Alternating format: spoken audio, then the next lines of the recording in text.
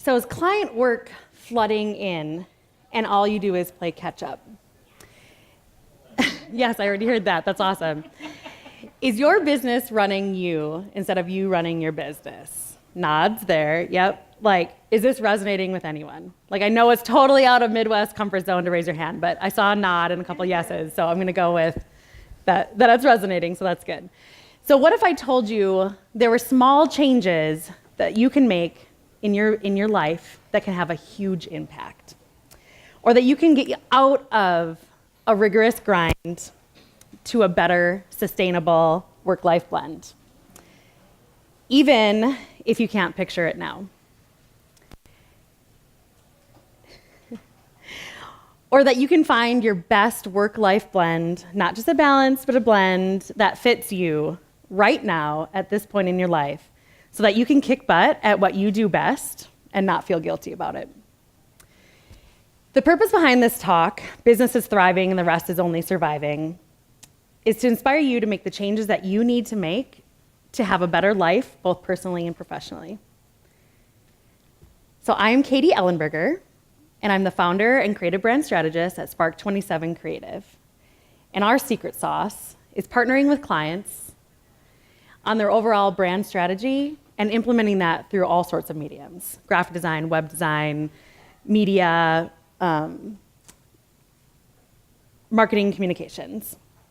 And over the past year, I've been tackling some major changes in my life, and so I hope to help you navigate that as well. And I tend to get really excited at some points and get loud in the volume of my voice, especially when it's something that I'm very passionate about, which is a work-life balance. And so I'm going to talk to you about 3 things. And then we're going to have a little bit of time for Q&A. So we're going to push out of that same Midwest comfort zone where people don't like to ask questions in public because we're all, like the humble Scandinavians. So we're going to have a little bit of time for question and answer. Or you can find me after too. But the 3 things I'm going to cover is 1, how to strategically prepare for growth. 2, ideas for connecting with the right people. And 3, practical tips to start implementing today. So are you feeling often overwhelmed? Because sometimes I felt that way, and I do feel that way. Working the long hour days, getting in 13, 16-hour days where you sit and you're like, wow, if I just cut that day in half, I would have had an 8-hour day for somebody else. Or are you always saying I apologize for the delay. That got stuck in my inbox. That was flagged and forgotten. It's navigating those changes that you need to make to kind of mitigate those feelings of being overwhelmed. Or I think the worst culprit is the I am busy. But you are not alone. All of you are in this room, so somebody's feeling that at some point. So look around. Maybe you guys can connect later, or you can connect with me, and we can talk through different challenges that you're having. So I'll consider myself a recovering workaholic. So in 2017, I think I spent more hours behind my desk than I did out in the sun in my small little lake spot that I love so much. And I kind of think of it like a mix between that animated GIF where the cat is just feverishly typing on the computer and Punxsutawney Phil, who just pops her head up and looks around for a minute and then goes back to working. That's how I feel sometimes. It's just that kind of grind. And at some point, that kind of grind becomes a habit, and it's hard to step away from, and it's hard to make the changes that you need to make. So looking at the future and being able to even have the time to look at the future and analyze the changes that you need to make. So I've been there, and I've been the hustler freelancer that's been building her business on the side while she was working full time. I've been the slammed, overwhelmed solopreneur, and I've been building a full service agency. So I've been to the gamut of those businesses.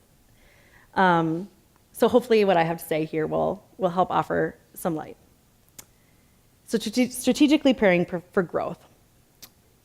Run your business. At that time, the 13, 16-hour days, the things that I've been referencing, that's when I felt like business was running me. I was working 6 days a week on purpose and only preserving Saturdays. But even on Saturdays, I felt like my phone was on, my notifications were going, and I was always available. And that's not okay. You need to be able to pull away and have a better, full, relaxing weekend to prepare and be more creative and productive. And I actually think that my clients had more respect for my time than I had for myself. They'd be like, oh, whenever you can, whenever you're free, whenever it's available, whenever you can fit it in your schedule. And I was like, okay, we got to get this done tomorrow. Like, that's not okay. Like, I was self-imposing terrible deadlines. And my support system, I have an amazing support system, both professionally and personally. But they were like, oh, it's okay. You're doing great. You're doing awesome. Like, it's okay. Like, your hours, you're working hard. But you get to some eye-opening experiences where you're like, this isn't okay anymore. Like, I'm glad I have my support system, but at some point, they weren't seeing the full story. And the biggest eye-opening experience that I had, my husband was hosting a fishing weekend at our house, guys' fishing weekend. So me and my 2 young daughters were like, well, we're leaving that. We're not going to be a part of that fishing weekend. So we went to the water park, and we went and stayed at grandma's, and we made friendship bracelets, and we did all this sorts of fun things. And I did not work. That was unheard of for me. I did not work on Saturday or Sunday or Friday night. But I had my laptop big, just in case I needed it. It's sitting in the entryway of my parents' house. And when we got back Sunday night, I was like, oh, I'm just going to sit down. I'm going to catch up. Dad's going to do bedtime. We've got this handled. And my daughter lost it. She started bawling. And she's like, I want you to do bedtime. You never played Monopoly Junior with me. And I was like, we just had all this fun. We were at the water park. We did all this great stuff. I didn't work at all. And I decided I got to catch up for my work week. And she's like, but you had your laptop with you. And it's like, oh my gosh, my 5-year-old is now aware that it didn't matter what fun we had that weekend. She knew that my work was sitting just steps away from me, and I would pull it out. I could pull it out at any point in time. So that was my wake-up call of wow, this has to change. I have to change. And since then, I have not worked a weekend since. So never let business run you. Make sure you are running your business and living your life. Which brings me to the next thing of live on Sundays, right? I just said, I used to work on Sundays, but before being an entrepreneur, I always said live on Sundays, and I totally believe this. You should no longer give any of your Sundays to your work week. I know you all know somebody, and maybe you do it yourself, where you're like, no, I can't go out to dinner. No, we shouldn't meet at the park. I got work tomorrow. I got to prepare for, I got to mentally have downtime for work. You can still live. You can go to the park. You can do all these things. You can have dinner dates. Don't say no to any of those things. Don't give Sunday to your work week, or you already are working a 6-day work week. So live on Sundays. And high-quality clients. Creating partnerships with high-quality clients, that's where I said before, they were treating my time with more respect than I was treating mine. But if you aren't constantly, if you build the retainer relationships with high-quality clients too, and not only onboarding new clients all the time, it's easier to get projects, and it's easier to navigate that roller coaster and prepare your business for growth, for strategic growth. And you have a clear picture of what's coming next. It's easier for you to know you maybe need to hire or add somebody to your team if you have a retainer client and you know what income's coming in from a risk perspective. Double the deadline. As I said before, I was self-imposing terrible deadlines. And just 3 weeks ago, one of my clients reached out and said, hey, I need these changes ASAP. ASAP is always difficult, right? Everybody's got a full schedule. We were in the grind. We were busy. August was insane. Where are we going to fit this ASAP in? But by asking further questions okay, well, when is ASAP? What are you talking about? And he's like, oh, if I could just have it by September 9th, that would be great. And I was like, ASAP, a month and a half later, awesome. Like, we got you covered on that one. Like here, without asking that one more question, I would have been like staying till midnight hammering out his changes because I felt like ASAP in my world is tomorrow, end of day, end of the week, something like that. And so having your client say, like asking the question, like ASAP in his world is like a month and a half. So make sure you're asking the right questions and double your deadline. And if you're working with retainer and high quality clients, you can navigate that, or you help them figure out your process and what kind of turnaround you have. And so you're able to have a more clear picture saying, yes, we would love your project and we will be able to work on that next month. And they're like, great, that's awesome. So being able to double the deadline allows you to be booked out and have stability and growth. And for strategically growing, have your ducks in a row. Like before I even knew I wanted a full service agency, I was just asking the questions to my CPA. Well, what would that look like if I quit my full-time job? My really stable, amazing full-time job and decided to be a freelancer. How does that work? Like, how do you file those taxes? What kind of things are those write-offs? What allows you to make sure that you're not categorized as a hobby and that you're categorized as a business? What does that mean? And just because you can write it off doesn't mean it doesn't come out of your budget. And what would that, so like then freelancing was going great. What would that look like if I hired somebody? What do I need to prepare my business for? Do you need to, like all the S corps and the things that I'm an art major. Like, I need help there. And so being able to ask those questions before you even know, like, helps you like just tackle it one thing at a time and not get overwhelmed. If I sat down and was like, I decided I wanted to own a business and I want to hire employees, like that'd be overwhelming. There'd be a lot of tasks. But as you're tackling them one at a time, I think it helps you get your ducks in a row and prepares you just to check that like item off the list. Office space. For me, that was a strategic part of growth. Everybody talks about the joy of working from home, but now moving to an office space, like I have the joy of returning home. So I was no longer able to set the boundaries of shutting my office door. I was going back to work every night after dinner. And when you talk to people, they're like, oh, I'm sure it's just not that every once in a while, or can't you just shut the door and walk away? And it's like, yeah, I guess you could, but I wasn't. And I was doing, like all of 2017, I feel like I went back to work after dinner. And that's not okay for my own mental health, physical health, all of that kind of health. But by having an office space, it allowed me to leave all of my devices at work and go home and spend time with my family. You don't know what you don't know. Andrea and I say this all the time. So always be aware of different learning opportunities and areas for growth. And always figure out, like, how do you learn best? So I know that I'm a resourceful person. And so for me to learn best is not going to be taking a course where maybe if I knew 75% of it but only learn 25 or 10%. I know I'm resourceful and I love to have conversations. So finding the expert in the field or the consultant that can help me work through and talk through those specific questions is how I like to learn. I like to be able to talk and have conversations and be able to ask the questions that are very specific to me. And be able to really like analyze those processes that are going through in my business. So I know a guy who researched buying a certain car for over 2 years. That's crazy. That's methodical, detailed research. Like that's not my learning style. Like I love research, don't get me wrong, but I could never research a car for 2 years. And at the end of the day, in those 2 years, he didn't even buy the car that he determined in that research. Like that's difficult.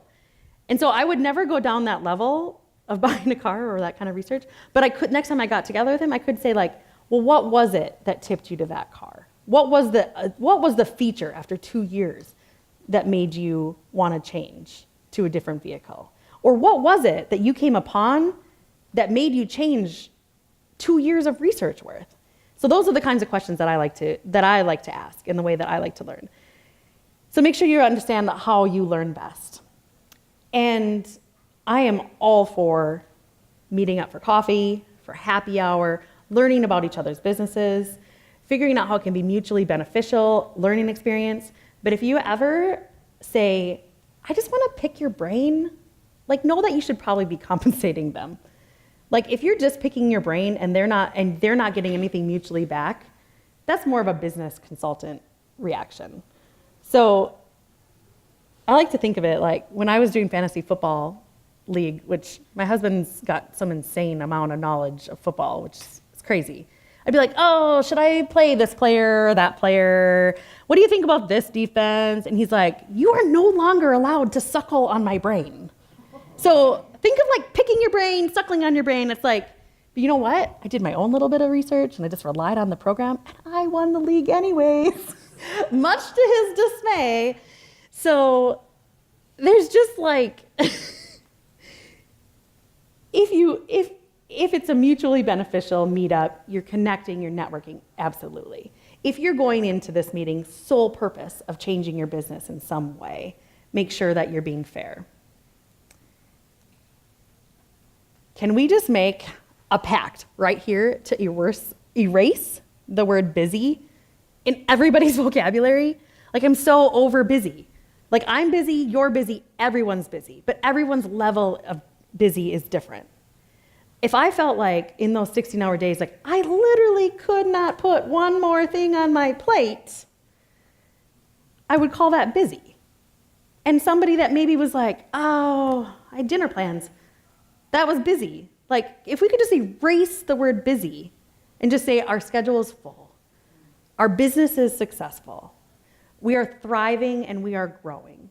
Because not only does the word busy is just misinterpreted, like everybody's busy, but I think it affects the jobs that are coming in from your clients too. One of my VIP clients said to me once, oh, I wanted to send that your way, but I know you're so busy. Well, we have time for your clients. That's why our business is here. We have time for your projects. We would have loved that project. So never tell your clients, like, I'm too busy, or you're going to miss out on some of those game changer projects.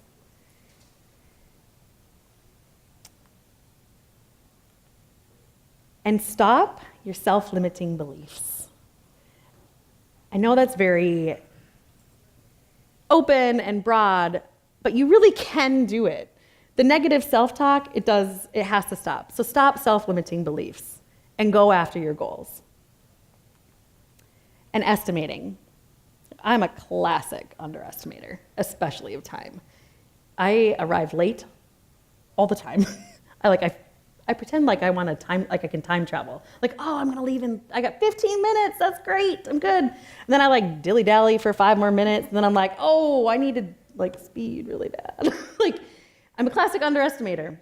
And so never, for me, I can never estimate on the fly. I have been burned so many times when somebody's calling, I'm like, oh, I'm just gonna help you out. Oh, that'll only be, this much money, or that'll only, oh, sure, we can have that done in a day. So our employee Kelly was, the running joke with one of our clients is like, she always needed to be in the room for when we would talk deadlines. Because she joked to our clients that she's like, oh, that probably will take us like, 3 or 4 weeks. We have to line up production shoot, we have to do all this stuff. But if it was just Katie sitting in this room, she'd tell you, hey, we'd have it done tomorrow, no problem. So make sure you know what areas you need to grow in. And for me, it's estimating. And so don't quote on the fly. Take the time, think about every variable you need to think about, and it'll help your bottom line in the end. And make sure you're aware when you're thinking about strategically growing your business. Make sure you're aware when you're thinking about contracts of, do you have a hunch that this person is going to make 10 rounds of changes, even though your contract says 1 or 2? Is it a design by committee? Is there a board of directors involved so that even if the sign-off person is A-okay, the board gets involved? Or is it a highly regulated system where it's got to be reviewed by compliance? Because let me tell you, there's always changes after compliance comes in. And when you're estimating a project, it's better to ask those questions of, does this need to be reviewed by compliance? Because then you'll know there's always changes after that. So learn about yourself. the same way of knowing about how you learn best, but learn about yourself. Like do the StrengthsFinder, do the 16personalities.com. Even your horoscope can tell you different things about yourself. Like if you are looking for attributes that would make you successful, but you can't put your words to it, looking through those kinds of assessments is like, oh, like they didn't tell me, they're like, oh, that's what it is. That's where I learned that I was resourceful, because I was like, oh, Taurus, stubborn, check. Resourceful, that is what that is called that I do. So thinking through, looking at some of those personality assessments, I think are just really enlightening about learning about yourself and then how you can apply that to your business. Say no. And I think it's easiest said on this screen, to me anyways. So when your business is thriving, you don't have to say yes. You can say no to those red flag projects. And you can say no. Like I give you permission to say no to them. But even I have a hard time saying no. I want to help people. But you could say it in a different way. You could say like, thank you for thinking of me. We really appreciate it. That's so kind. We don't have time in our schedule right now, but I could recommend my really great friend that's amazing at that. You know what that little phrase said? It didn't even say no. You had to say no politely without even saying like, no, not good. And so there's ways to work around. Like if you're struggling with how to say no, there's ways to work around it so you can still nice it up a little bit. Double down on services. If you narrow your focus and double down on services, you're gonna be able to attract even higher quality clients and give them the experience they need. And I think when you're doubling down on services and you're thinking about what services you offer for your business, when you get really busy and when your business is thriving and you're only surviving, it becomes a lot clearer on what services need to be cut out. And define your own success. It's so easy to compare the success of this person or that person or what are they doing. And I saw a tweet just recently that was talking about even building plugins, and they were just match for match. Like, I'm gonna build this plugin, it has to have everything this other one did, but like one thing better. And it was just like, don't compare, don't define your own success. What is the solution that you want to solve? And make sure that it fits your life. So connect with the right people. Masterminds and mentors. And generally, I would say anyone that can sit in your corner. Someone that is ahead of you in business. It is so crucial to connect with masterminds and mentors. And you get not just the people in your corner that I talked about before that were like your support system, but people that are ahead of you in business that can be like pump the brakes. And they don't even have to tell you how to do it, but they can help you arrive at the solution of where you need to go. Or they can encourage you. You're going in the right direction. Masterminds and people I've connected with over the past year have totally changed the route of my business and for the better. So if you're not in a mastermind now, I encourage you to find someone that you can reach out to and have a phone call that is still mutually beneficial, or a consultant like before, or join a mastermind program. It's a game changer, especially when business is thriving and you're surviving. But don't forget to give credit where credit is due. So appreciate those masterminds and those mentors and the people that have changed your life. Make sure you're sending them messages like, thank you for your talk. Anybody you see today, like, thank you for your talk. That was awesome. I learned this. But also, don't forget to give yourself a little credit too. Because once you take back that information and bring it back, you're the one that's in the grind, that's doing those changes. You may have learned about it, but you're the one that's facilitating major changes in your life and in your business. So don't forget to give yourself a little bit of a pat on the back as well. And the power in networking. At WordCamp US this year, one of my friends said, Katie, you're like a heat-seeking missile that goes after what you want, wrapped in a bundle of joy. And they want to work with you. Your business is thriving because of you. And that little nugget of information, as hilarious as it is, it's being called a heat-seeking missile, changed over the last year, changed how we presented branding concepts It changed how we want to get on a call right away. We want to get on a video right away because everybody can write a business email, but it needs to sound like you. And I'm like, the bundle of joy, like I get super excited about projects that I'm passionate about. I get ideas and I want to talk. And the only way they can see that enthusiasm isn't through, let's have a meeting, whatever. Like, let's get on video and you can see what it's going to be like to work with you or work with me.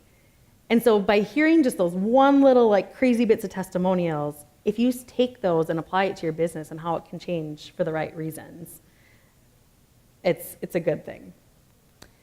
And you don't owe anyone anything, especially not your friend's cousin, sister-in-law's brother, and other red flag situations. So I am all for community and giving back, but when you have a red flag on a client, a red flag is a red flag, and make sure that you're saying no to those projects because you need to make sure your schedule, when your business is that busy, is open for the projects that you want. Share and educate. I encourage you to step out of your comfort zone and apply to a WordCamp talk. I encourage you to host a lunch and learn. I encourage you to blog or any way that you could share and educate and educate others. It helps you find your voice and it helps you really think through different topics. And I spoke at WordCamp Brighton last year. It was back in August. And about like 10 months later, my talk last year was following your creative passion and turning your side hustle into a full-time gig. And I gave that talk. And it went well, and we talked to people after. But 10 months later, one of the organizers reached out to me and said, hey, I just wanted to let you know that there was a guy that came to Meetup today, and he said that your talk had encouraged him to finally start his full-time gig, and that it was going so well. And the same thing is he wondered why he hadn't done it sooner. And that's amazing feedback to hear. So even if I just inspired that one person, it's worth it because I stepped out of my comfort zone and shared the knowledge and the process that I had. And really at the time, I was just mostly worried about, did I have 30 minutes to fill? And as the MC was introducing me, I was standing here waiting on stage and my zipper was down. Like when you get to like the peak of nervousness and you're ready to present on stage, like could it get any worse? I don't know, I don't think so. But by sharing and stepping out of that comfort zone, I made an impact on that one person's life, and I think that that's worth it, and it's awesome. So practical tips to start implementing today is keep it in perspective. So on Monday, we had water in our office, and luckily for Andrea, she's awesome. Andrea just got after it, made sure our computers are fine, our cords are fine, and everything was fine. And it's stressful. And it was like, I think I actually said to her, like, I really just can't deal with this today. Like, that's how business was. It was just crazy. So thankful for Andrea, but keep it in perspective. So you get water in your office, which feels terrible, but it's the same day that all this historic flooding was happening in Madison, Wisconsin. And Labor Day last year, I got water in my basement. Terrible, ruined everything. We had to gut everything. But at the same day, the hurricanes were devastating in the Caribbean. So keep it in perspective. And make sure you're not putting all those negative posts out on social media. No one needs to hear that, right?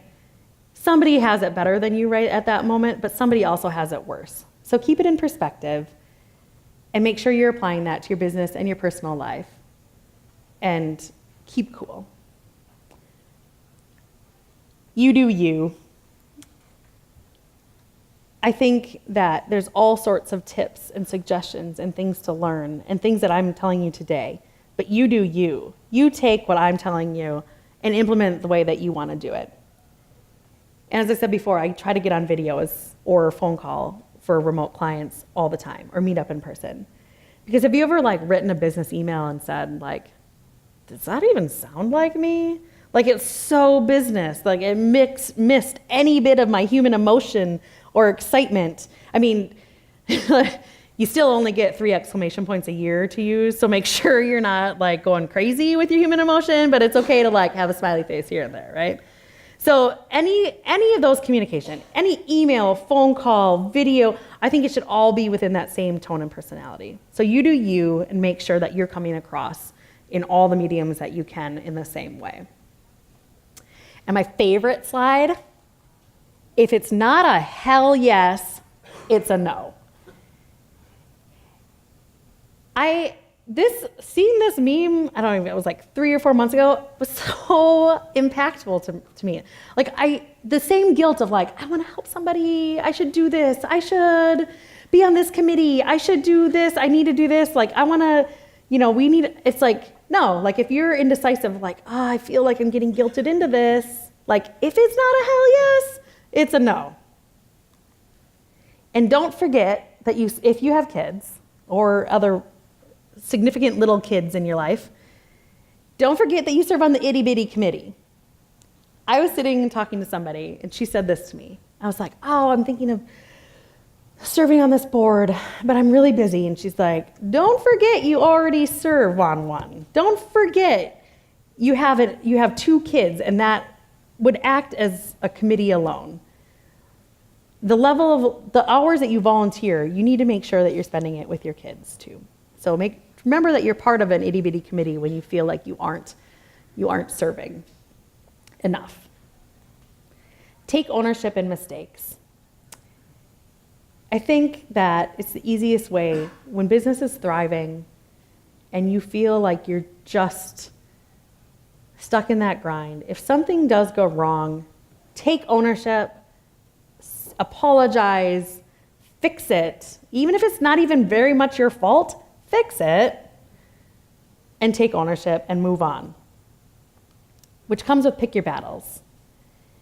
If there's something that happened with a client's, if the client actually made the error, you can still offer to fix it and you can offer to help them out. And you pick your battles. It's worth more gold to fix something that happened on a client situation than it is to be getting compensated for the hours that you did for fixing it, because it's going to build your stronger relationship with your client in the long run. And lean on support. We're from Minnesota. Like, we have long winters, right? We have long winters. Everybody's got some family situation. Everybody's got a lot going on. And when you're in the thick of it, when you're in the weeds in your business and you are just trying to stay afloat, like, make sure you recognize when you need to lean on support. And return clients, they are always easier to manage and always add a lot more stability. So if you have a lot of the new clients, just make sure that you're trying to bring in retainers and book yourself out with return clients. And sometimes I find that return clients, it's just easier to generate projects too. If you haven't heard from them a little bit, like, hey, what's going on in your world? Like, what can you put on, what's on your radar? What can be on ours? So a practical tip is make sure you have quite a few return clients. And worry is a misuse of your imagination. Worry is one thing that I think I struggled with a lot before. And this quote always kind of got me through. It's like, worry is a misuse of your imagination. You have better creative efforts than to sit there and ruminate and picture and figure out situations that have not even existed. It's all smart to think through the options that could happen with each project, but you can't just sit and get paralyzed with worry. Slow your roll and stay the course. They almost could be 2 slides by themselves, but I put them together because I think that they're just as much as a roller coaster of clients coming in and jobs. I think that by projecting where you want to be in 3, 5, and still adapting to change, but where you want to be in 3, 5 years, lets you slow your roll. Be a little more steady Eddie, not up, not down, but slow your roll.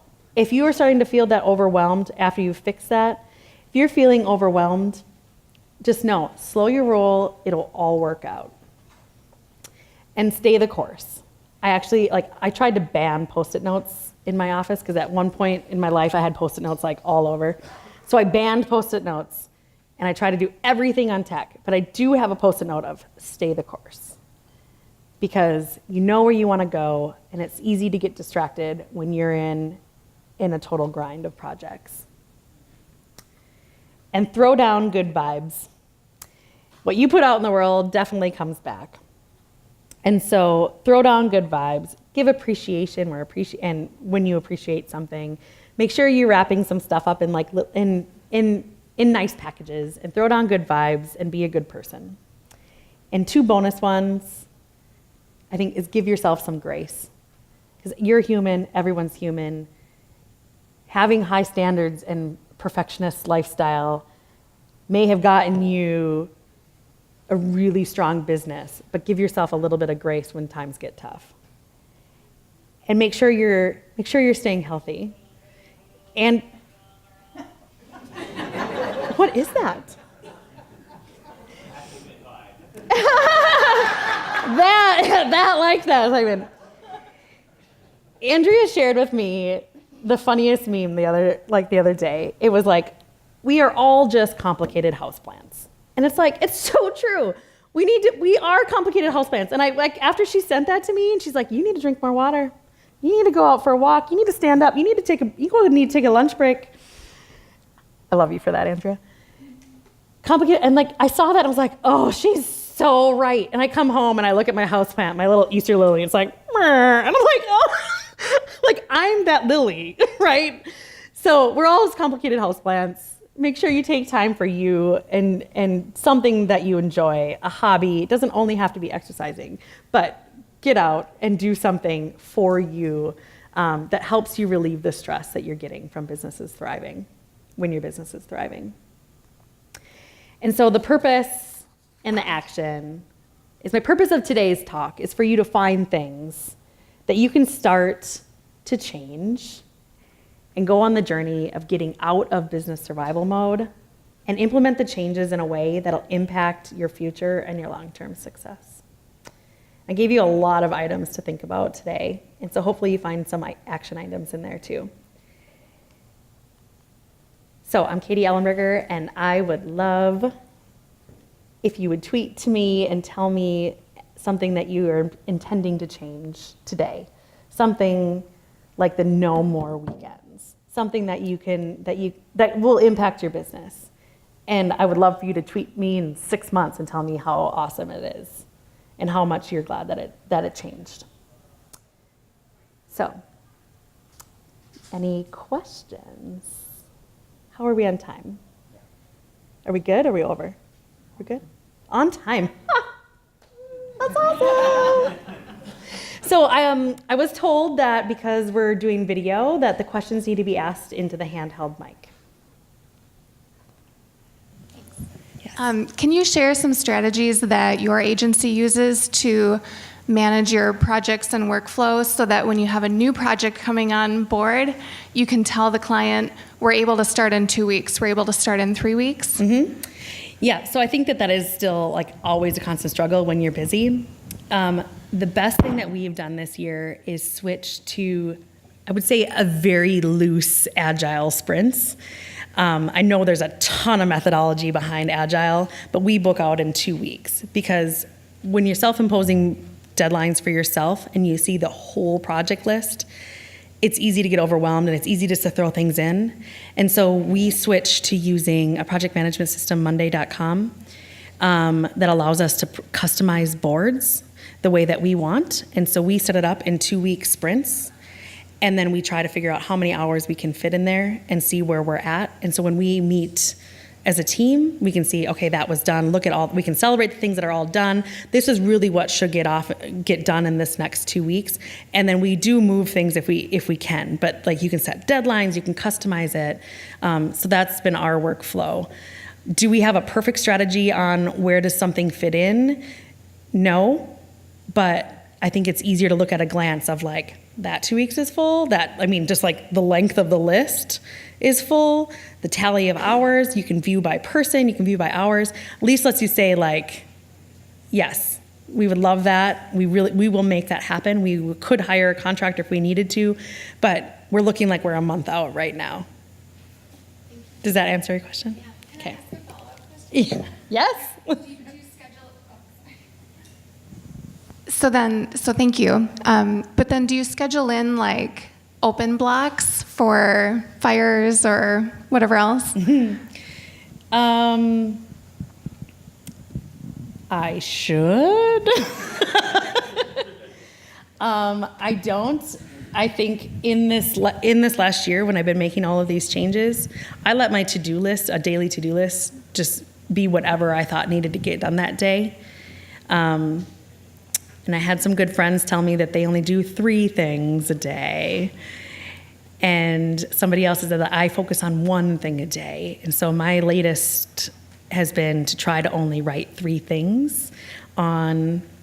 That's the one thing I do on paper right now is I write, and I only give myself 3 lines, and then I very easily aware if I'm trying to squeeze in extra notes, right?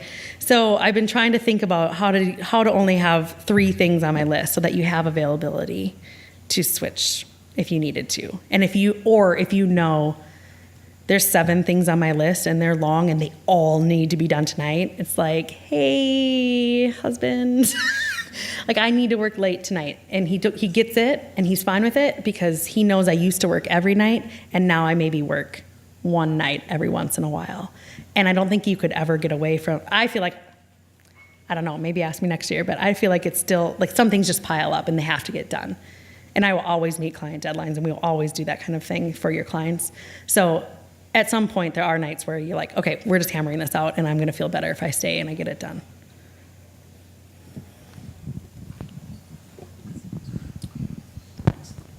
Hi. So you mentioned, I think at the start of the presentation, that you started working in a traditional business and then you went freelance and then you started your own team and then hired additional personnel, right? And the full gamut. Yeah, right. And you've outlined a ton of strategies that are really inspiring on an individual level. And I'm wondering how you, as someone who runs a team, and I'm assuming is responsible for sort of developing the culture and standards of that team, how you delineate between this is a good rule for me and this is what makes me be successful versus this is something that I'm deciding is going to make my team successful and that I want to implement as a cultural milestone for my organization. And how you implement those after making that decision. I think that it all being new and growing a team, well, one, I hired amazing people. As Andrea raises her hand, right? I hired both cultural fits and skill level fits. And that was really important to me, especially from moving from a solopreneur to having my first full-time employee. I was working with some contractors, but because I needed somebody that could hit the ground running. Everyone's like, oh, start with an intern. I was like, I love interns. I totally support it. I did not have time for an intern. I needed somebody that was at the skill level, that created work somewhat similar but different to that I did, that was a great fit, that was willing to adapt, and that we could run with it. And that's kind of how it's been. I haven't done open job postings. That's another thing. I pluck the people that I want to work with. And so I also already knew, and I refer to Andrea a lot because she's sitting there watching me, but I already knew Andrea on a personal business level, and so I already kind of knew who she was, so there was a lot of, I already knew that we'd work well together. As moving the culture forward, I think it's just being open to feedback when she has something that is hey, it's time for us to get an office space. It's all right, I can't do that right now, but I know it's it'll be in the future. And so we work on a semi-remote. So we work together in the office together 3 days a week and remote 2 or 3 days a week, depending on how it works out. So knowing that we're in the grind and business is busy and it's successful, making sure that you're open to feedback and listening and adapting to those changes. I have not come and said, this is what we're doing. That's not my style.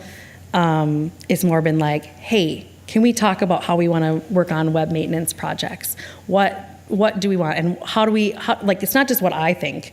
What do you think? Like, how do you think that could work for the business we have? You're in the business now. Like, what is that, and how does that work? We can talk about it more later. I guess I don't know if I answered that all right for you, but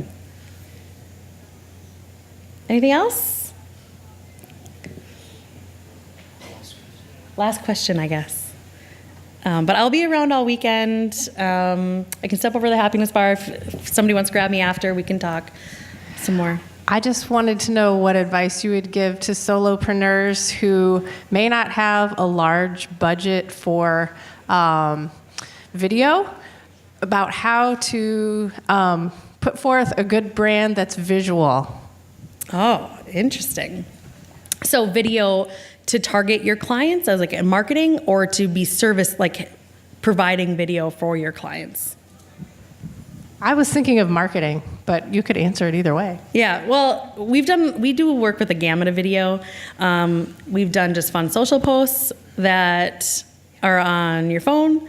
We've rented expensive cameras and mics so we kind of work with any budget with video, and I think that would go the same with that. So you can rent your own cameras and mics and figure out your own editing, or just hire out just the editing portion if you can get it videoed.